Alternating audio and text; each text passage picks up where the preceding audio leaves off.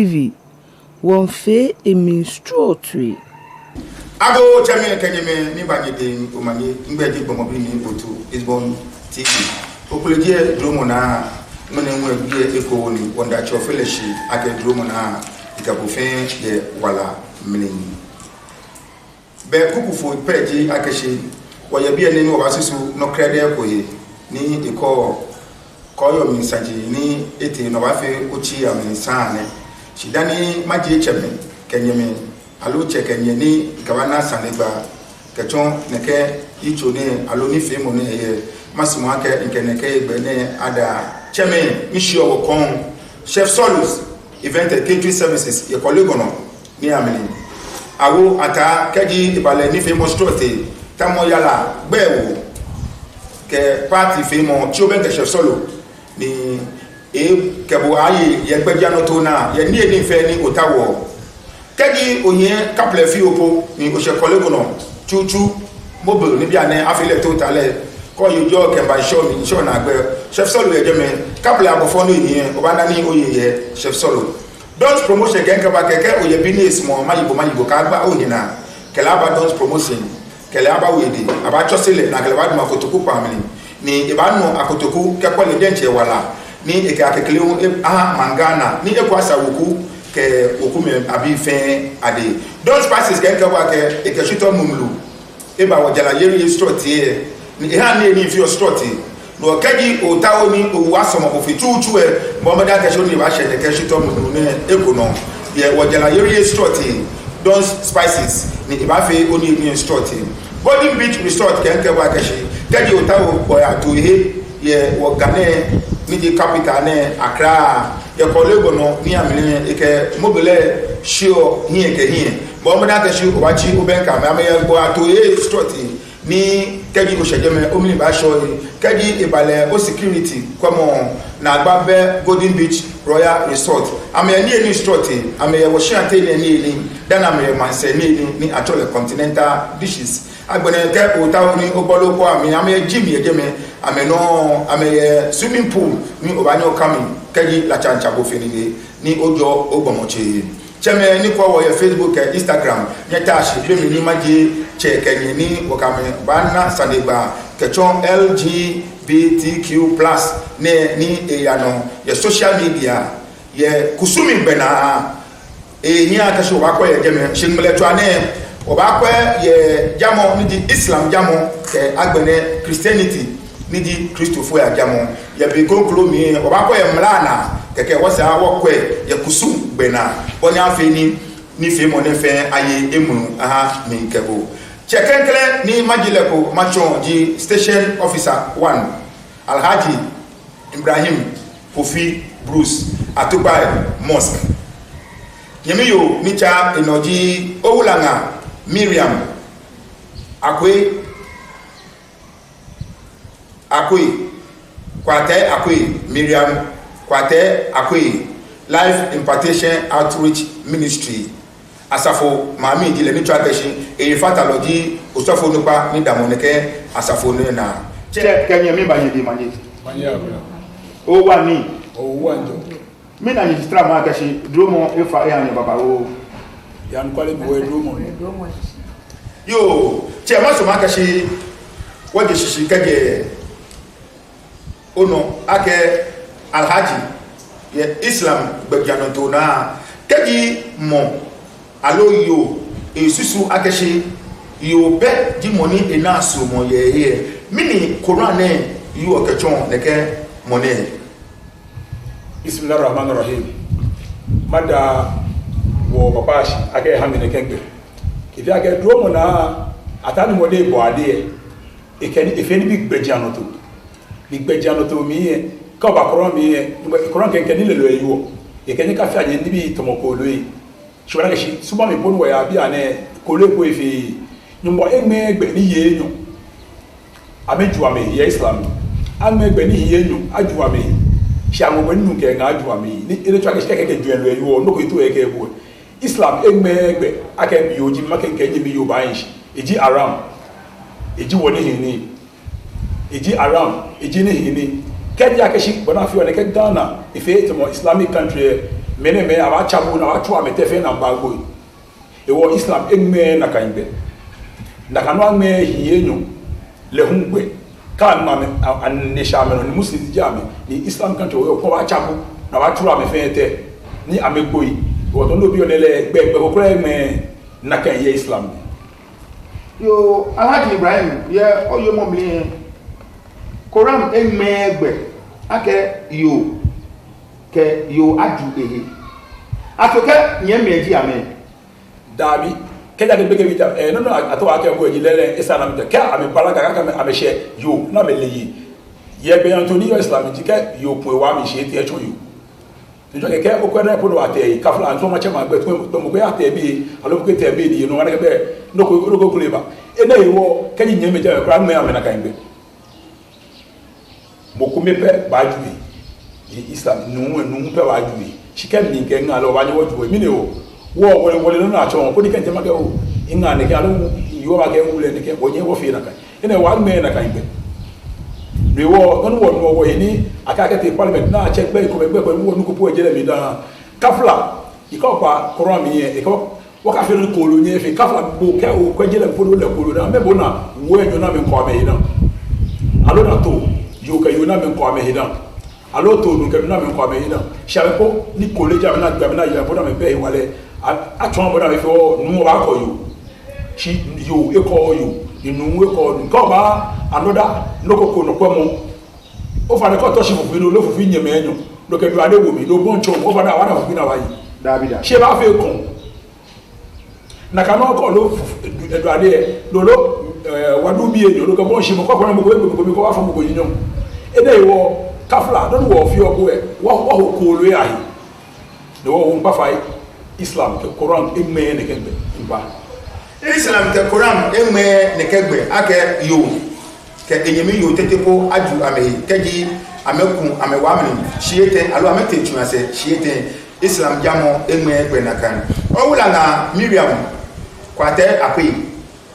asafo mami Life Impartation Outreach Ministry mini Christo foi ko alo mini Christo jamo ko ke ha ne ke kune alo nyamiyo ni Jesus wa kashin yo no he mli ena edemi shey yo kan klema mo he ben ka danu choshi yene ka he klema yo shi efi o mi akashi kaji wo ba kwe kaji adebo shishije bebe e wona akashi ni bi ni achi otanepo e male ha wonu shishi akashi nyumbo adebo mi kenkle ebogbomo adesan ye esumano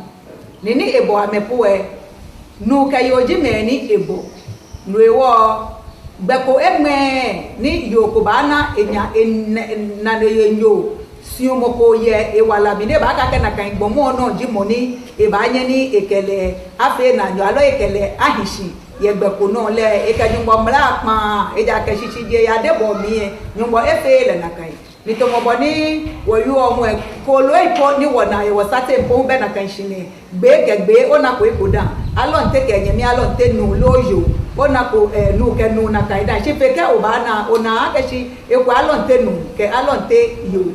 ke gbe mu gbe nu ke gbe yo ni bebi ona ke be ko me po e ame chi ame po e be ko ma ke ko lo ipo e ame simu aka shi ni bi ni ame fi opo e boko ana ame wodo jino ni fio ni manye maye ene mele jina nyane monu chumo ni nyumbo ihi keje adebo mi yo nyage monu chumo ni nyumbo ihi keje adebo miliji yo ni yana enyemi yo esiumo ni ikelashwe tamoboni nu ke yo sho yo ye Christopher ajamo mi Alhaji Ibrahim hani wonu shaka ye Muslim jamo mi anmegbe ake yo poke ni mi yo aju na me ko me wa mi ka abifa odi ame ne peke bi di ame no legbe mo mi chaka shin ame be mi lepo ke chon nu yo ke yo shomo hi no wona mo gbe ye Christopher ajamo mi gbe mo akashi yo ni ekure wa mi shete ke ni mi yo aju oh no ne ke Christopher ashine mi e be bi asusu ake na de meji amalo nya mi me ji ame ni abaye nto ogbonyoko ke ha ne ke otine akashi ame ba na susu moko febi anene wonu ko yo mi saji ni bi ni ya no ne ni e ha ni be ba fi aka ye Kristo ja mo mi hu ebe kaji nyame me ipo ni ame ye hia be sa ke agbula ameni be ni afi ni kaji eju sande be mo alaji re ko ran be fa gba me hu amenye ameju ame ankro be na afi boko aka na enyame po ya mi ni ena akodoko ye iwala shirin ni yo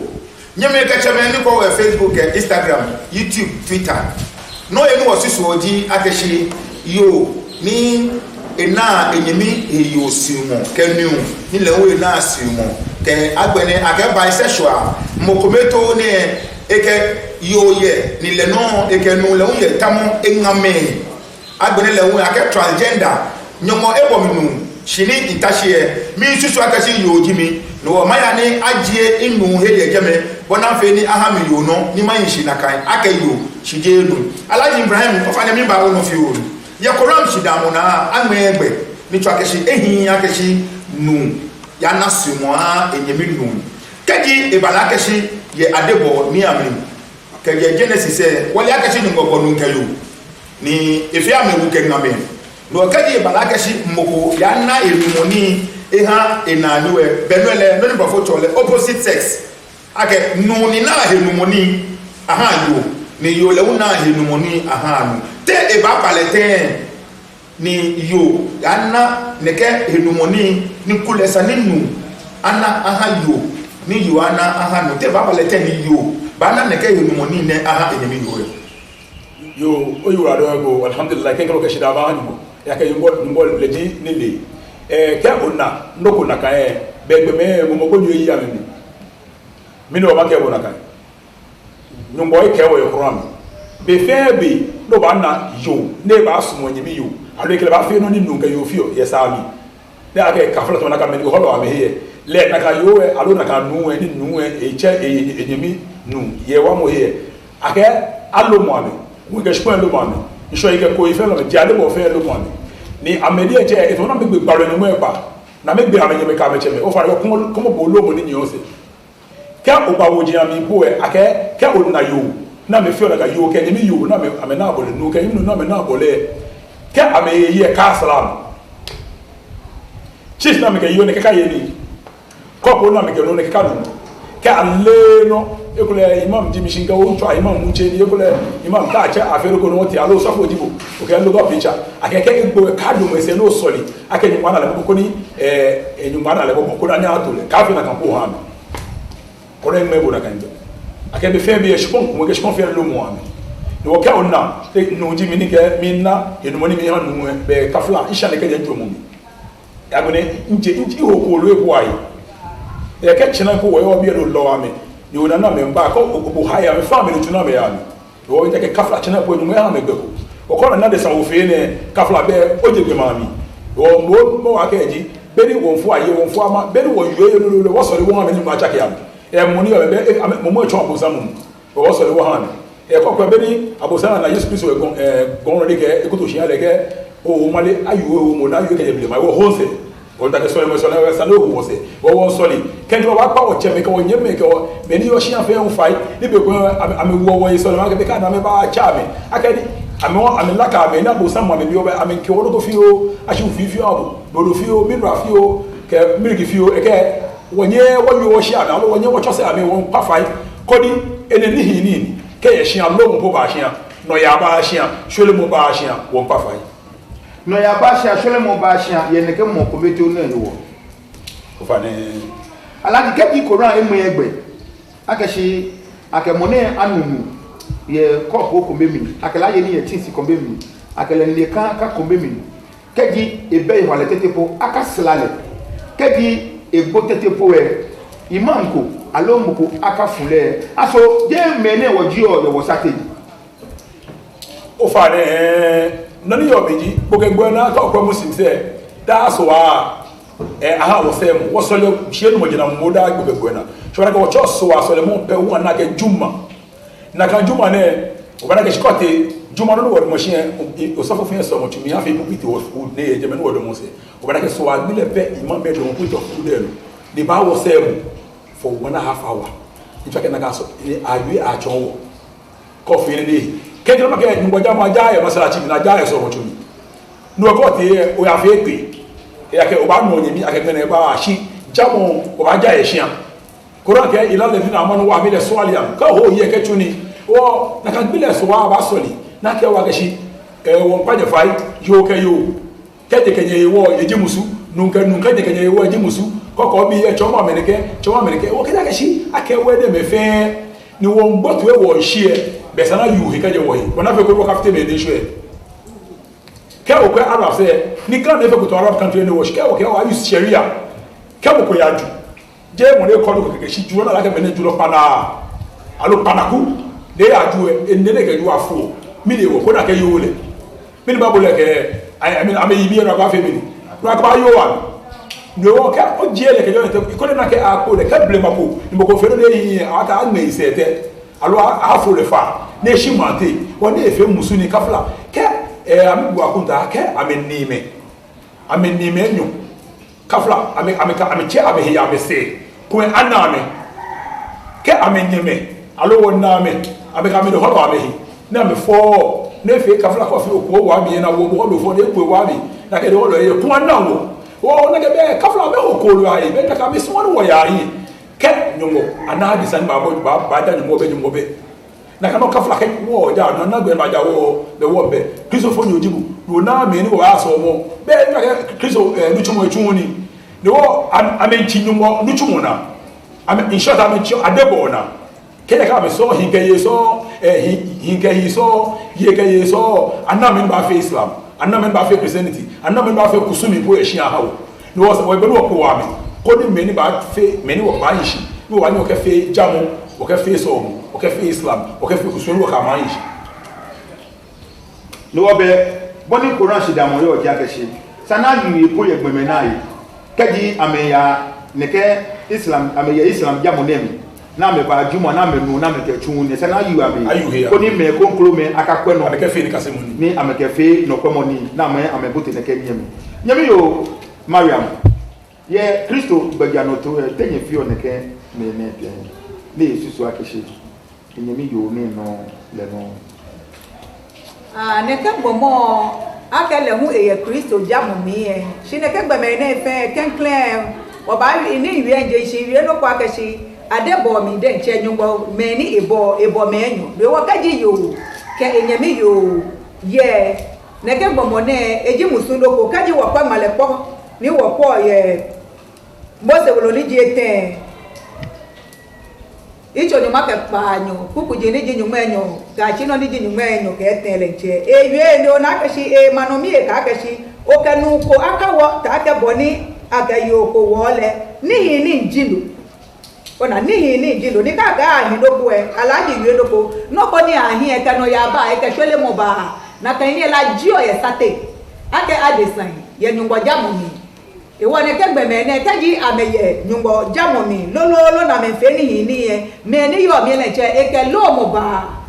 alo ni ni e ke muji ba me ni yo nyungbo jamu mi le fabi ni yo mi on kaji anye achose ame ojoba ame ho ame ba ko ne kan yin to ne na ame ho ame ba fe eko keke be no ba na asafo mu cho mu efe echo ne kegbe me yin ni ame ho ame kenu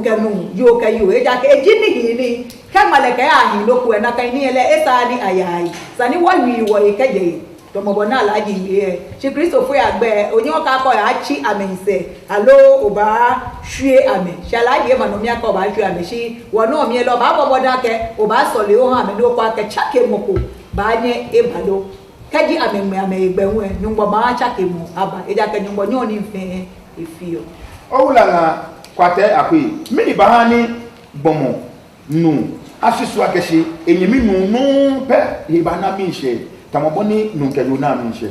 ofana kaji ade sakosusu na kai bomo kenkle ko wa no ya ke kwe e mental problem kaji na kai we be no momo fonko ebote eni e wona kai momo ji no ni chonle no ni bi ni e ba nye ni efe e wo momo ji no ni nyo eno akashi kenu ne afe ona lo aloke nu ne anabole e ja ke je na kai je male ndo me ke male eja ke nu le aka eke yo jimoni ekele babo te gbara shiremi le wakaji mo ko mfe ne ke no ko ebe momo ko emote mi na ke momo je no ni yi o manche ye wala shire mi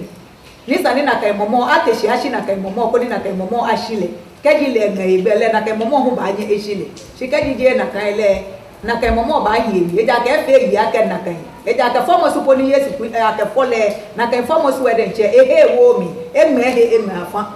rewo enye ni ina chakemu jamo enyo fe wi moton akeshi esa ake nu na enyemi hinu siumo ni ka ake kele ba fe no ni nu nke yo fio si ni ne ye wo satebi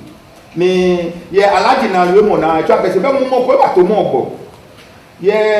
nyemi yo owula na Mariam ona yo mo no be mo ko ba to mo na egbo no ka di jamo na nyomo aja ni mo ko ba to mo gbo mi ni jamo fio alaji o fa ni mi ni jamo fio ka wa ni ke mo ne ni wosusu ye Islam shidamo na ke mumo ko ne ba to le go eja ke gbejiano to no le ni je no gbejiano to no no be mumo ko ni e ba to le go mi ni jamo fio ke wa ni ke mo ne bona fe ni enye le hun eye ke je ne ke ni fe mo ne mi ni enye nshi aka nyemi nu alo nyemi yo ye Islam jamo mi ye Islam bi ate yo oyiwa don do na to san do bi ne na kan ni be ko me ganyu ke o hela o na chaba o bana ke buka ko na ko sole wota o chono ko duao wo solio o ha na agba ife mo ne wo solo na ife e ko le elu poshi be ko ade se mo icho npo shike leje na e gba ina na ko ni fi o je fe mo ni je ni papa de che be ke imam ye sole mo le wa sole hale e ya corona ke hawo kabro ke je business pe amani corona ba ke man kan to mo ba la ko ba ro na je kiso fo no ni je fe no ni akamana ba ko je fe o ke ta ke shi won fe sole mo won hada shike mo de je na lele insha le yenjo mo mi to da bi go na yo le je gbele alaji ye swa mi fo wi mo no insha le yenjo mo mi tayi mo nu no ko he ake ene nta wo mo fi ni eto yi ake wa e ba fi nsu tu ake shi e sha le yenjo mo yi because ka mo e sha le yenjo mo da ke se be edu ye do gba ene mo e na henu mo ni ake shi numpe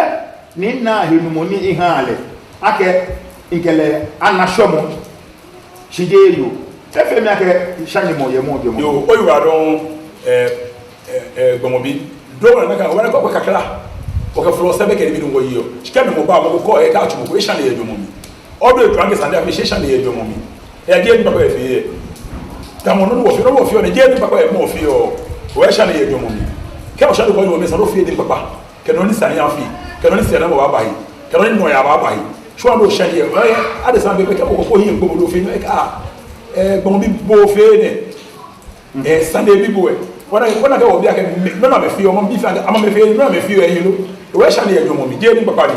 no be ko ma mi ke e realize be no e go de chebe ko imam mi ko fa ko so le wo ha mi ye ne ke be jana to no le de ay so na wa so le ha ni do mo na mo ko do ke ejo mo de sha ne mi e ba yi timpo no do ke asibe ni mo ne baba no pote ko be e ja ke wole ye ja mo store ti amini ake neke nyeme ne yo ni yo pe esumo yo nu ni nu pe esumo yo ame ye wo ja mo ya te ni be ko ma mi e hinpele wo e ba fe mo ni na agba ke si e ba ti e be nke yima ni e bole le ke sande ko ni ina chaba ye no ni ya no ye ke ji wo tutu ake mo mo fon ni gbe na be lo le sanana mo mo ni da pe mo mo fon ko ni wale mtakesi kele solemonia wale sani imam solemo awale aso Islam jamo be chose moko alo no pote ko ni ake wa ni ke me ni ake ya no kwale mi alaji ya no kwale mi ke bo wale ake shi ameye wote ame momo dani ejipo ye de imagine fe ake shi amenta ona memo amehi ake ku ko be aso Islam be shi damoko ni fe moko wa moko ni ake wa ni ke me ni ye ni ibati bente imam ni asole ale yo oyiwa don gbomobi lele e no go le wa chu mi de wa chu ko ba ke prewu da sisi do wa ke ko na wo sole wo ha le wo chole duwa e ya ke ko na ke wa ke ale duwa wo ibada e ke duwa wo da jomoni de ji se na mo ni da bi wa sole wo sole wo ha shi be ko ma mi mo e ko do ke o to na ke chi je so no pe chu ni so no na ya go na sole ma e chu mi no kule ni ofrafo wa Yesu Kristo mo sa de sole no ni igba gbele shi wa ke e chela do e ka wo shi abre ke fo be ke e afo e do da fa mi o bana ke ni bi ko e jele ni combination tool achala ni ko mi e ko le kele le je ba aye ndo ko pote na ba fa ndo ko pote ya fe de ke e ba hinya hali chika e ba mi le ko la ke yi ni bo ke ngona nke mi soli she ko musu ko ni sama hospital ko na ntu fa ko na akira no prescription ni ko ma ko le bo sa ma ko le wo soli wo ha da ne ba ni na she chief ma be soli o keta ka regional ma be soli atupa e wo soli ada singa bo yo le mele je e ko ngoje wo soli e shi ka me ba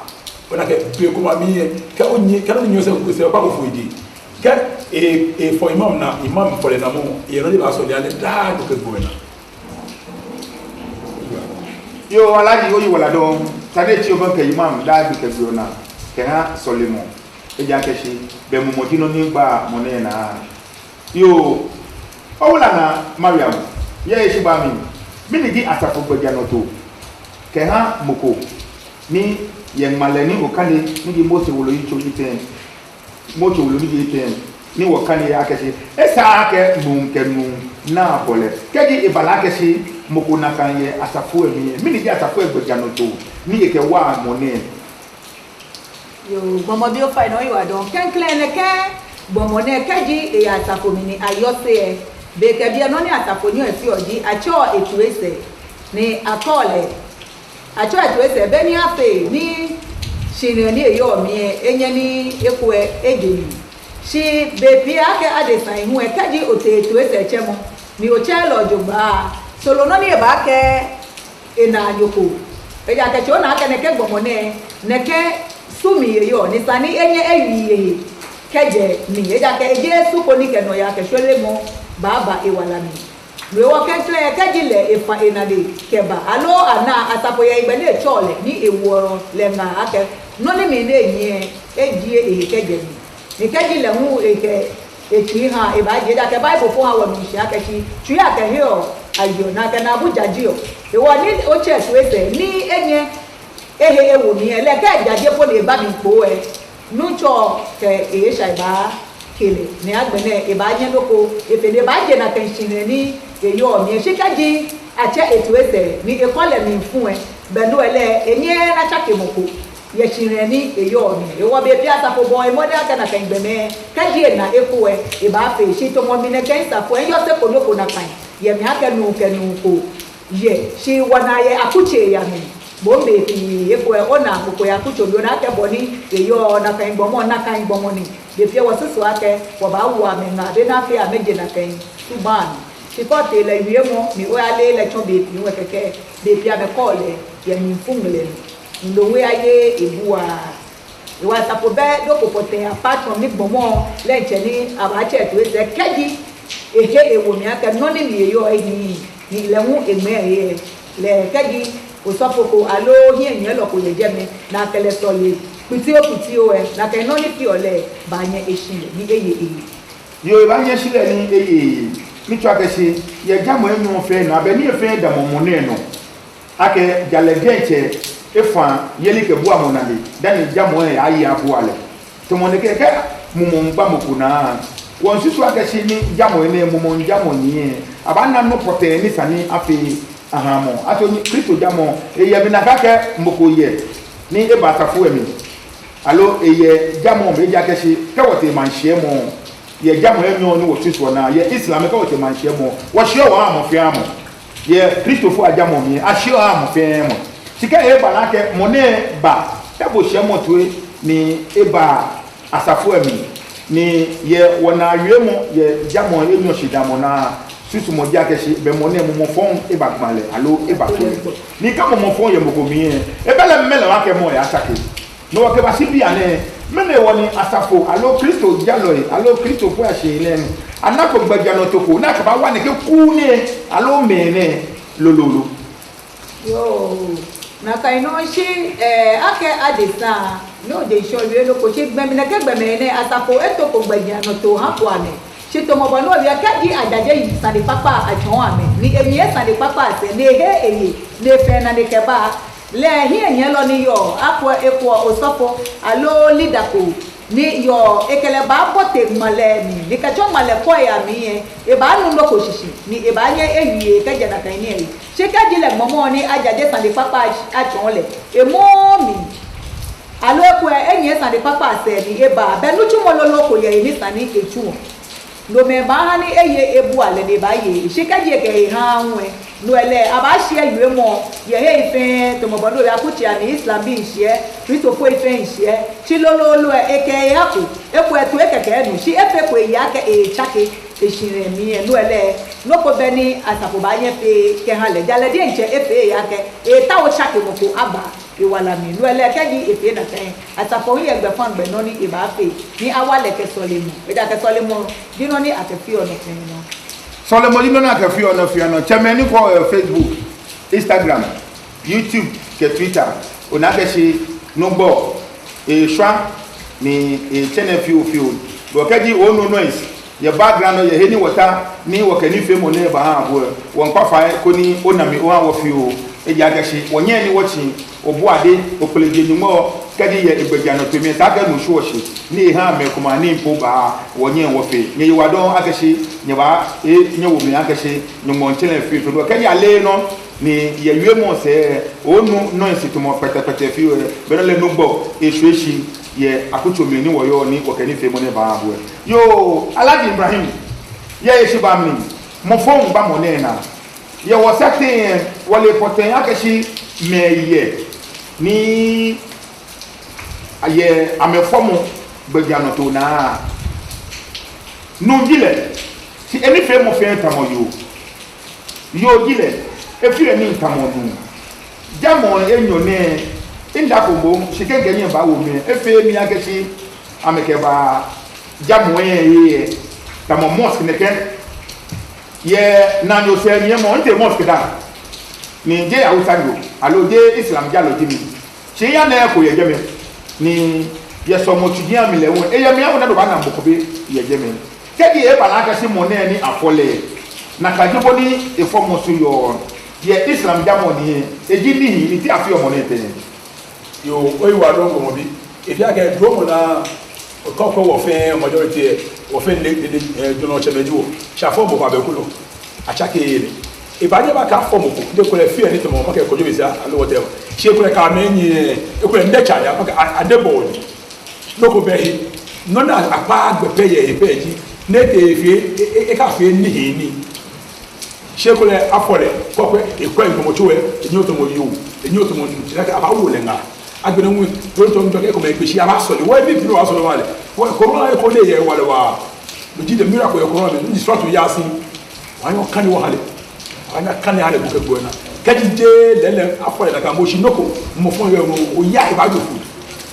wo be ko mi afo mu le fi en to ko jo she ko le e ka ya de ke e ka ya e go hi le ko le ka fra te ka fe nu ke nu e we ka fe yo ke yo no ne ke le be ko chonko ichi le chicken den che ke o lele ke ko boni